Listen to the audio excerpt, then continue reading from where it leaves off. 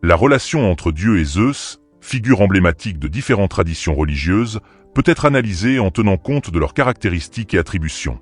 Dieu, dans une perspective monothéiste, est considéré comme un être suprême, omnipotent, omniscient et souvent la représentation du bien absolu. D'autre part, Zeus, figure centrale de la mythologie grecque, est reconnu comme le roi des dieux du panthéon grec, représentant le ciel et le tonnerre, mais démontrant aussi des traits humains tels que la colère et la passion. Ces deux personnages reflètent la diversité des conceptions divines à travers l'histoire de l'humanité. Ainsi, alors que Dieu symbolise l'unité et la moralité transcendante, Zeus, quant à lui, illustre la pluralité et la complexité des divinités qui caractérisent la mythologie antique, où les dieux sont souvent représentés avec des défauts et des vertus, même si c'est dans des cadres différents. De cette manière, nous pouvons voir que tous deux partagent le rôle de figure divine, mais qu'ils sont basés sur des contextes culturels et des croyances très différents. Ces mots sont très proches l'un de l'autre, avec des caractéristiques qui les rendent assez similaires dans leur forme et peut-être dans leur sens. Mais s'agit-il d'une simple coïncidence ou existe-t-il un lien direct entre ces deux noms? Alors oui, il y a un rapport direct, et un rapport très profond et très intéressant, parce que pour expliquer ce rapport entre Zeus et Dieu, il faut nécessairement passer par des questions qui vont certainement changer radicalement votre façon de penser l'histoire des religions. La relation entre Zeus et Dieu, et pour commencer cette explication de ce qui se cache derrière la similitude entre les noms Dieu et Zeus, il convient de comparer deux autres noms, Zeus et Jupiter. Vous avez peut-être entendu dire que le dieu que les Grecs appelaient Zeus était le même que celui que les Romains appelaient Jupiter. Les deux noms désignent un dieu du ciel, de la foudre et des tempêtes, souverain sur les autres dieux, associé à l'aigle, au chêne, etc. Mais la chose est bien plus intéressante que cela, car ce n'est pas simplement que Zeus et Jupiter sont des noms différents utilisés pour parler du même dieu. En fait, à la base, Zeus et Jupiter sont aussi le même nom. Jupiter en latin est Jupiter, et ce nom peut être divisé en deux parties. La seconde partie, Piter, venant exactement de la même racine que pater paix en latin, incluant une autre divinité italique. L'une des différentes façons de désigner Zeus dans la Grèce antique était Zeu. Pater, qui est le son de zeta, la première lettre de Zeus dans le grec le plus ancien se prononçant comme 10. Une autre divinité mentionnée dans le Rig Veda, l'un des plus anciens textes sacrés de l'hindouisme, est connue sous le nom de Dyeus, qui peut parfois être appelé Dezé.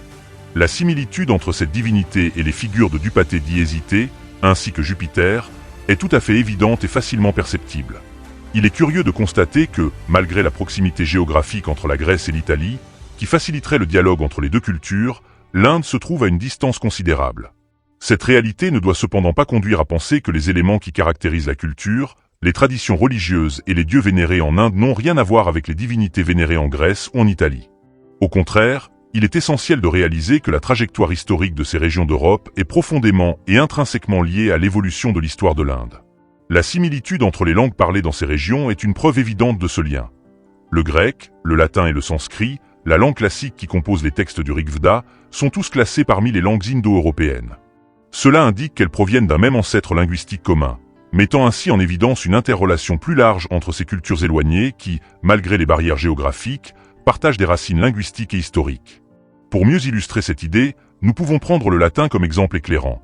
Les langues portugaises, espagnoles, italiennes et françaises, entre autres, ont leurs racines et leurs descendants directement liés au latin. Le mot « mae » en portugais correspond au mot « mother » en anglais, ce qui est tout à fait évident et indéniable. En espagnol, le mot utilisé pour désigner une mère est « madre ». De même, la langue italienne utilise également le terme « madre » pour désigner le même concept. Cependant, lorsque nous analysons la langue française, nous constatons que le mot correspondant à la même idée, à savoir « mère », est « mère ». Il est intéressant de noter ces similitudes et ces différences entre les langues, surtout lorsqu'il s'agit du vocabulaire de base lié à la famille. En espagnol, le mot utilisé pour désigner le père est « padre », tandis qu'en italien, le terme est également « padre ». En français, le mot correspondant est « père ». En revanche, si l'on considère le latin, qui peut être considéré comme la langue à l'origine de ces autres langues romanes, les mots désignant la mère et le père sont respectivement « mater » et « pater ». On observe donc une consanguinité lexicale entre ces langues, qui reflète les racines communes qu'elles partagent en ce qui concerne les termes qui désignent les géniteurs. Le mot « mère » dans différentes langues révèle un schéma de similitude intéressant qui remonte aux racines linguistiques des différentes cultures. Par exemple, en latin, le mot pour mère est « maté ». En grec, nous trouvons smeta, tandis qu'en persan ancien, la forme utilisée est matar, et, en sanskrit, le mot correspondant est matre. De même, le mot père présente une configuration similaire dans les mêmes langues. En latin, il s'agit de pater. En grec, il reste pater. En persan ancien, il s'agit de pitar, et en sanskrit, il se dit également pitar. Cette constance dans les noms du père et de la mère dans les différentes langues montre un lien familial évident entre les langues et suggère un ancêtre commun. Par ailleurs, de même que les langues latines trouvent leur origine dans un tronc linguistique commun, le latin, cette origine partagée explique, dans une certaine mesure, la manifestation de ces similitudes remarquables que nous observons. Toutes les langues qui appartiennent à la famille des langues indo-européennes partagent l'origine d'une langue ancestrale qui leur est commune. Le défi qui se pose dans ce contexte est que l'ancêtre en question est extrêmement éloigné dans le temps, ce qui rend la situation d'identification et de description de ces caractéristiques particulières assez complexe et difficile, n'est-ce pas? En ce qui concerne la langue latine, il est possible d'observer, tant sur le plan documentaire que matériel, à travers divers textes qui ont réussi à résister au passage du temps, les changements importants que cette langue a connus tout au long de sa longue trajectoire historique. Ces transformations reflètent les variations linguistiques et culturelles qui ont influencé le latin à différentes époques, mettant en évidence l'évolution qui s'est manifestée au fil du temps. Nous mettons à disposition une variété de textes datant du 1er siècle à nos jours, y compris des œuvres appartenant au 2e, 3e et 4e siècle, entre autres. Cela nous permet d'observer les transformations du latin au fil des siècles, depuis, par exemple, l'époque du célèbre orateur Cicéron jusqu'à celle des écrits de Camões, pour aboutir à la forme contemporaine du portugais que nous connaissons aujourd'hui. Nous pouvons ainsi voir comment la langue évolue progressivement au fil du temps. Cependant, lorsqu'il s'agit de langues anciennes, comme le latin, le grec ancien, le persan ancien et le sanskrit, la situation est différente, car nous ne disposons pas d'archives aussi complètes et aussi belles que celles des langues plus récentes. Par exemple, nous pouvons observer une évolution du grec, en commençant par le grec utilisé dans le Nouveau Testament, qui date du 1er siècle, nous pouvons ensuite passer au grec du philosophe Aristote, qui vivait au 4e siècle, et même atteindre le grec de l'Odyssée, une œuvre datant du 6e siècle. Mais lorsqu'on essaie de remonter encore plus loin dans le temps, à la recherche de documents et de traces écrites de ces langues, on se rend vite compte qu'ils se raréfient. Ce que l'on peut faire, c'est une reconstitution hypothétique des formes les plus anciennes de ces langues. Il est important de souligner que cette reconstitution est réalisable dans une certaine mesure, étant donné que de nombreuses variations et transformations qui se produisent dans une langue au cours des siècles ont tendance à suivre des modèles qui peuvent être considérés comme prévisibles, n'est-ce pas? Vous pouvez rechercher des informations sur la loi de Grimm sur la chaîne Gloscono, où vous trouverez une vidéo exceptionnelle qui couvre ce sujet en détail, et que je vous recommande vivement de regarder. Elle vous permettra de mieux comprendre ce processus spécifique. Quoi qu'il en soit, sur la base de propositions reconstructionnistes, les chercheurs dans ce domaine suggèrent depuis plus de 100 ans que la langue ancestrale commune qui a donné naissance au grec, au latin et au sanskrit est une langue que l'on a appelée proto-indo-européen. Ce nom a été choisi parce qu'elle est considérée comme la langue primitive du groupe des langues indo-européennes. Cependant, il est essentiel de souligner que cette langue proto-indo-européenne n'a pas de traces écrites ou de documentation concrète pour la prouver. D'un point de vue historique, la question qui se pose est celle d'une reconstruction considérée comme hypothétique et réalisée sur la base de textes anciens, rédigés dans des langues appartenant au groupe linguistique indo-européen, ainsi qu'à l'aide de méthodes spécifiques utilisées en linguistique et dans les domaines liés à l'étude des langues. En poursuivant ce raisonnement, il est plausible d'affirmer que les termes « Dupé Jupiter » et « Dezé » dérivent du nom proto-indo-européen « Dezé ». Dans ce contexte, il est important de noter que la deuxième partie de ce nom se traduit par « père », ce que nous savons déjà. D'autre part, la première partie de ce terme renvoie à une racine qui porte le sens de « ciel », plus précisément le ciel pendant la journée. Nous pouvons donc interpréter que la signification de tous ces dieux, telle qu'elle découle de cette racine, serait proche de « Père du ciel » ou « Père céleste ». Une fois cette compréhension établie, nous pouvons nous concentrer spécifiquement sur la relation entre les noms Zeus et Dieu. C'est pourquoi nous n'avons pas approfondi les définitions ou les aspects spécifiques du mot « Dieu » jusqu'à présent. Il convient de préciser que « Deus » est un mot portugais qui trouve son origine dans le latin « Deus ». Cependant, il est important de souligner que, dans la langue latine, le terme « Deus » a été utilisé de manière large, devenant un mot générique qui peut s'appliquer à diverses divinités, sans se limiter au concept du Dieu chrétien, mais en englobant l'idée de tout être suprême ou de toute divinité vénérée dans différents contextes religieux. Jupiter ne fait pas référence à un nom qui peut être considéré comme propre. Nous pouvons donc dire qu'il s'agit de quelque chose d'autre qu'un nom qui identifie de manière unique une personne ou une entité. Jupiter est reconnu comme une divinité, tout comme Neptune, n'est-ce pas? Neptune, connu comme dieu de la mer dans la mythologie, et Apollon, vénéré comme dieu de la lumière, de la musique et de la prophétie, sont tous deux des figures divines importantes dans la tradition mythologique. On peut donc dire que Neptune et Apollon sont tous deux considérés comme des dieux dans leur contexte respectif, dans les histoires et les croyances qui les entourent. Un phénomène analogue à celui mentionné ci-dessus se produit dans la langue sanskrite, où le mot « deva », qui a la même origine étymologique, représente un concept qui peut être utilisé pour se référer à n'importe quelle divinité ou être céleste. Enfin, lorsqu'on aborde spécifiquement le concept de Dieu tel qu'il est décrit dans la Bible, il est important de souligner que le Dieu mentionné dans ce contexte n'apparaît pas, dans son récit initial, dans un cadre de langue appartenant à la famille indo-européenne, ce qui est à considérer avec attention. En fait, il se manifeste dans un contexte lié aux langues afro-asiatiques, n'est-ce pas?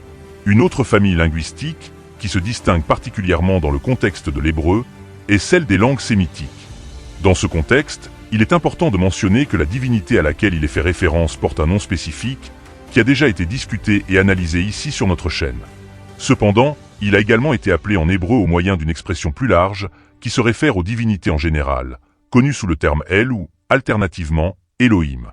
Cependant, les dévots et les adeptes de ce Dieu, n'est-ce pas?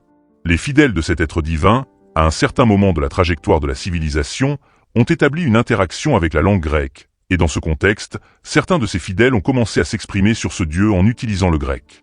L'une des expressions utilisées pour désigner ce Dieu en langue grecque est le mot « théo », qui, dans sa traduction littérale, désigne le concept de divinité et, plus largement, peut être considéré comme un terme générique pour désigner ce qui est sacré ou divin. Cependant, il est important de souligner que ce n'est pas le seul mot qui pourrait être utilisé, n'est-ce pas? Le mot « théo » ne provient pas de la même racine étymologique que le mot « Zeus », même si, à première vue, cette relation peut sembler possible.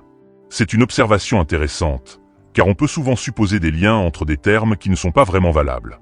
Il s'agit d'une racine différente, mais ce qui est vraiment important, c'est que le récit s'est poursuivi et que les gens ont commencé à discuter et à partager leurs opinions sur ce Dieu. En ce qui concerne le latin, il convient de mentionner que lorsque la Bible, initialement écrite en hébreu, a été traduite, ce texte sacré a finalement été traduit en latin. Cette traduction a eu lieu dans le cadre de la christianisation du vaste empire romain. Dans ce processus, le terme choisi pour remplacer l'hébreu Elohim et le grec Théo est le mot latin Dieu. Il est important de souligner qu'au sein du christianisme, la croyance fondamentale est qu'il n'y a qu'un seul Dieu. Par conséquent, l'utilisation d'un nom propre pour désigner ce Dieu, par opposition à la désignation d'autres dieux, a été considérée comme essentiellement inutile. En outre, il existe d'autres motivations liées à la question de la piété et à d'autres réflexions qui ont déjà été évoquées dans une vidéo que j'ai mentionnée précédemment, dans laquelle j'ai discuté de la dénomination correcte du Dieu qui apparaît dans la Bible. En substance, nous pouvons donc comprendre que c'est ainsi que le mot Dieu, dont le sens originel est un terme d'origine latine ayant une racine commune avec le grec Zeus, a fini par s'imposer comme presque un nom propre pour la divinité mentionnée dans la Bible. Aujourd'hui, de nombreuses personnes disent, par exemple, qu'elles ont foi en Dieu, qu'elles considèrent Dieu comme fidèle ou que Jésus est le Fils de Dieu, sans pour autant ressentir le besoin de préciser à quel Dieu elles se réfèrent. Ainsi, il est important de souligner que le terme en question a fini par se transformer en quelque chose qui ressemble à un nom propre, ce qui est parfaitement compréhensible, surtout si l'on analyse ce phénomène dans un contexte majoritairement chrétien. De plus, il est clair que cette transformation de l'orthographe, qui commence par une majuscule, souligne la pertinence du terme. Maintenant, en mentionnant que je vivais certaines questions qui pouvaient radicalement modifier la perception des récits sur l'histoire des religions, je fais comprendre qu'il s'agit d'un aspect important de cette discussion, n'est-ce pas? Quelles sont les questions évoquées? En fait, il y a fondamentalement deux options. La première observation que nous pouvons faire est qu'aucune des religions connues n'est née et ne s'est développée de manière isolée, sans contact ni influence d'autres pratiques ou cultures religieuses. Il est assez courant de croire que les différentes mythologies, grecques, chinoises, nordiques et autres, sont apparues sous une forme complète et finalisée, avec une organisation cohérente et une protection par le droit d'auteur attribué à leurs créations et inventeurs respectifs. Cette perception est tellement ancrée que souvent, lorsqu'ils rencontrent dans les récits de la mythologie grecque des éléments qui ressemblent à d'autres dans les récits de la mythologie indienne, de nombreuses personnes ont immédiatement envie de se demander qui a plagié ou copié qui, comme si ces mythologies étaient impliquées dans un véritable conflit juridique entre des auteurs contemporains de littérature fantastique ou de science-fiction, très semblable au conflit de droit d'auteur que nous connaissons aujourd'hui. Cependant, cette hypothèse ne correspond pas à la réalité, qui est tout à fait différente et, en fait, beaucoup plus complexe que cela. Toutes les traditions religieuses que nous connaissons aujourd'hui ont des origines plus lointaines que ce que nous observons dans leur forme contemporaine. De plus, nombre de ces religions ont des racines communes et, au fil des siècles, elles ont établi et maintenu des interactions et des relations entre elles, même après avoir atteint leur apogée ou s'être développées, si l'on peut dire. Pour illustrer ce point, nous pouvons considérer que les Grecs anciens, ainsi que les différentes communautés italiques, nous ont légué, comme nous l'avons déjà dit, divers éléments culturels partagés entre eux. Il est donc possible de constater que, même dans des contextes différents, les influences culturelles et religieuses s'entremêlent de manière significative. Cela inclut, en fait, à la fois la langue que vous parlez et divers aspects liés aux croyances et pratiques religieuses, n'est-ce pas? En fait, si l'on considère que ce groupe est issu d'une communauté qui parlait une langue ancestrale qui lui était propre, on peut en conclure que cette communauté avait également une culture distincte, n'est-ce pas? À ce moment-là, les individus étaient engagés dans une conversation, discutant de divers aspects, exprimant des opinions et partageant leurs pensées. De cette façon, ils avaient une série de concepts et formaient des idées qui étaient une partie essentielle du dialogue entre eux. Par conséquent, si une nation commet une erreur, elle finit par perdre non seulement des concepts importants, mais aussi des aspects significatifs de sa culture et d'autres éléments connexes. Cependant, comme je l'ai déjà mentionné, les Grecs, tout comme les peuples d'Italie, ont réussi à hériter de divers aspects culturels communs à leurs ancêtres, ainsi que d'influences des peuples indo-européens. Malgré ces héritages, chacun de ces groupes a poursuivi cet héritage d'une manière qui se distingue et se différencie des autres. Ces groupes culturels ont réussi à se développer de manière relativement indépendante, ce qui a donné lieu à la création de cultures distinctes qui, bien qu'elles partagent certaines similitudes, présentent également des différences significatives. Cependant, il est important de souligner que l'histoire de l'interaction entre ces peuples ne s'est pas arrêtée à ce stade initial. En effet, il n'y a pas eu de séparation définitive qui ait abouti à un éloignement total. Au contraire, au fil du temps, ces peuples se sont rencontrés à plusieurs reprises, entretenant des interactions continues et dynamiques. Un exemple notable de ces interactions est l'implication des Romains, l'un des peuples appartenant au groupe italique, qui, à un certain moment de l'histoire, ont même rapproché ces autres peuples d'eux-mêmes, en les intégrant de différentes manières à leur propre culture. En lisant les textes d'Homère, les tragédies grecques, les philosophes grecs dans l'éducation des adultes et des enfants à Rome, la culture de l'élite romaine a été fortement influencée par la culture grecque, et par conséquent, la façon dont les Romains pensaient à Jupiter a fini par incorporer diverses caractéristiques qui se sont développées spécifiquement en Grèce. Zeus et Jupiter ont donc cette proximité originelle parce qu'ils viennent de la même racine proto-indo-européenne, mais ensuite, au cours de l'histoire, de nouveaux contacts ont été établis et de nouvelles influences se sont produites et cette connexion, ce flux culturel mythologique et religieux avec des éléments qui passent ici et là, est devenu la route de la Grèce à Rome et la route de Jupiter à Rome. Devenant la route de la Grèce à Rome et de Rome à la Grèce a continué pendant des siècles et même plus. Ce flux n'était pas une simple route à sens unique. En fait, ce que nous avons historiquement est un véritable circuit extrêmement complexe. L'enchevêtrement qui comprend des peuples et des cultures de l'Égypte, l'enchevêtrement des peuples et des cultures d'Égypte, de Syrie, de Mésopotamie, de Perse et d'Inde est un dynamisme culturel écrasant, impossible à suivre complètement, et nous ne pouvons obtenir des indices sur ces contacts culturels et ces transformations culturelles, religieuses, cultuelles et mythologiques qu'à partir de la documentation qui a survécu. Pour illustrer une idée que je trouve particulièrement intrigante sur le sujet en question, je voudrais mentionner qu'Hermès est la divinité de la mythologie grecque qui est la plus étroitement liée au dynamisme, à la vitesse, au mouvement sur les routes et à la protection des voyageurs. Je choisirai donc de présenter une image qui se rapporte à ce dieu d'une manière intéressante et particulière, car l'image que j'ai choisie est celle d'Hermanubis. Cette représentation apporte un aspect curieux à notre compréhension d'Hermès. Il s'agit d'une divinité issue de la fusion des cultures grecques et égyptiennes qui a joui d'une grande popularité en Égypte, surtout à l'époque où ce territoire était sous domination romaine.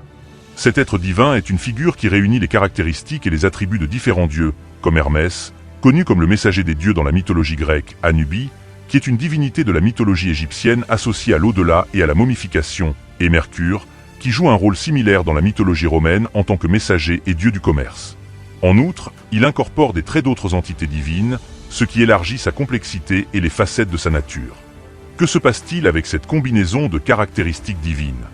Dites-moi, avez-vous raison? La question posée renvoie à des concepts qui peuvent être rattachés à différents systèmes de croyances et traditions religieuses, à savoir les mythologies grecques, égyptiennes ou romaines. Chacune de ces mythologies présente un ensemble distinct de dieux, de mythes et de pratiques. Par exemple, la mythologie grecque est connue pour ses histoires de dieux tels que Zeus et Athéna, tandis que la mythologie égyptienne compte des divinités telles que Ra et Isis. D'autre part, la mythologie romaine, qui est souvent influencée par la mythologie grecque, comprend des dieux tels que Jupiter et Vénus. Par conséquent, pour déterminer si un élément appartient à l'une de ces mythologies, il faut analyser soigneusement les éléments en question et comprendre les origines et les contextes historiques de chacun d'entre eux.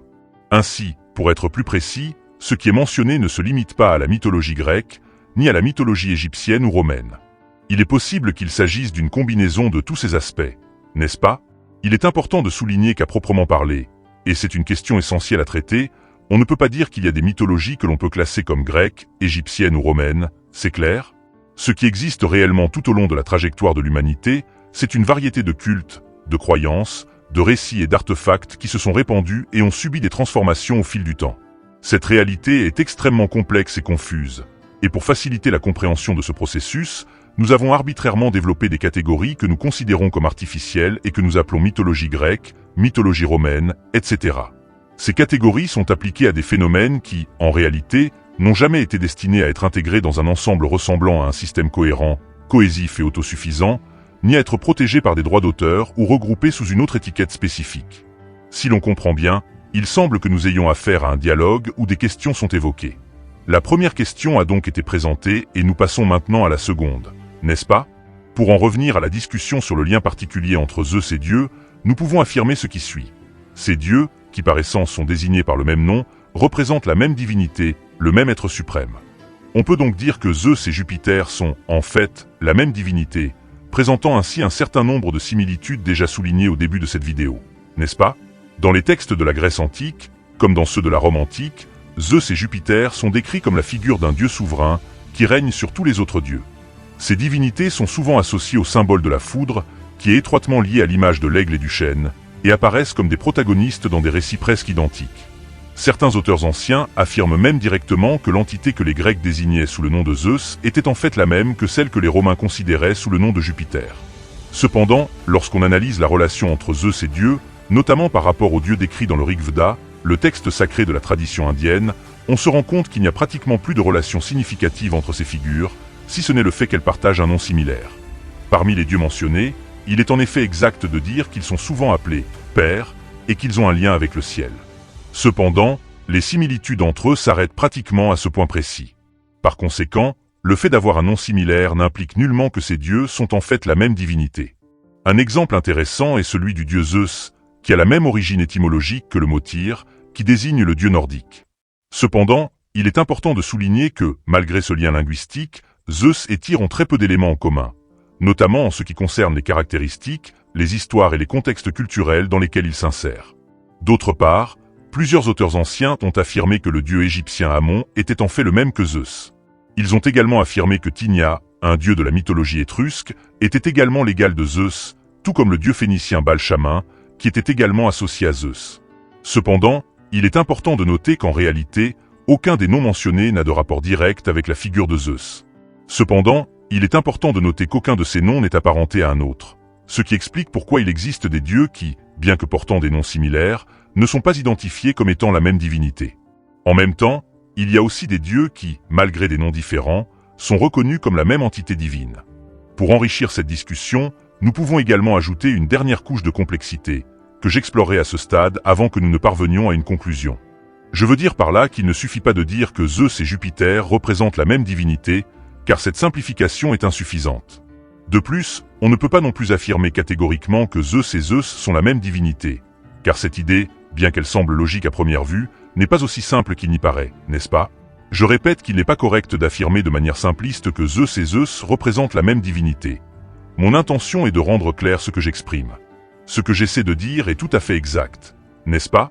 Le Zeus décrit dans les récits d'Homère, en particulier dans les histoires liées à la guerre de Troie, est présenté d'une manière très différente de la représentation de ce même dieu dans les hymnes attribués à Orphée. Alors que le Zeus homérique se caractérise par sa présence plus concrète et active dans les événements et la vie des mortels, le Zeus des hymnes orphiques prend une forme que l'on peut considérer comme beaucoup plus abstraite et symbolique, se distinguant par sa dualité et ses significations plus profondes et spirituelles. Cette différence significative dans les représentations montre donc comment un même personnage mythologique peut être interprété de différentes manières au fil du temps et dans différents contextes littéraires. Le Zeus, décrit dans les œuvres d'Homère et d'Orphée, présente des caractéristiques et des aspects distincts de celui dont il est question dans les écrits philosophiques d'Aristote. En fait, la représentation du dieu grec dans la littérature épique et la mythologie contraste considérablement avec la manière dont il est interprété et discuté dans le contexte philosophique aristotélicien.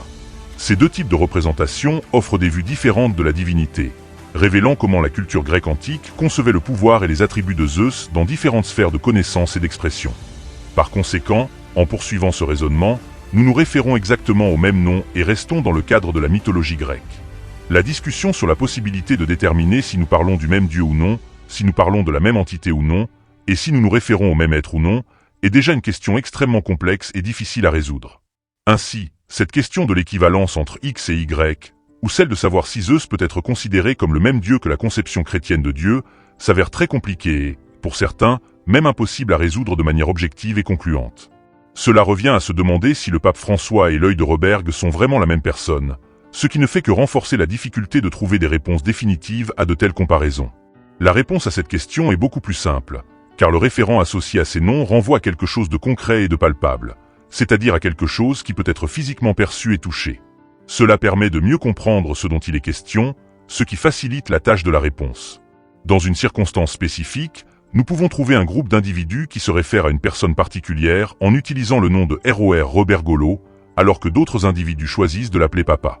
Cette différence dans la manière de désigner le même personnage révèle la variété des façons dont les gens reconnaissent et désignent quelqu'un qui occupe une position importante. Dans ce cas, le leadership religieux connu sous le nom de papauté. Francisco, lorsque nous voulons nous référer à une personne spécifique, il est possible d'utiliser une photographie pour vérifier que nous nous référons à la même personne.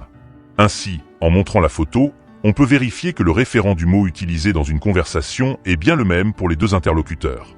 Un exemple pratique serait l'utilisation du mot « table ».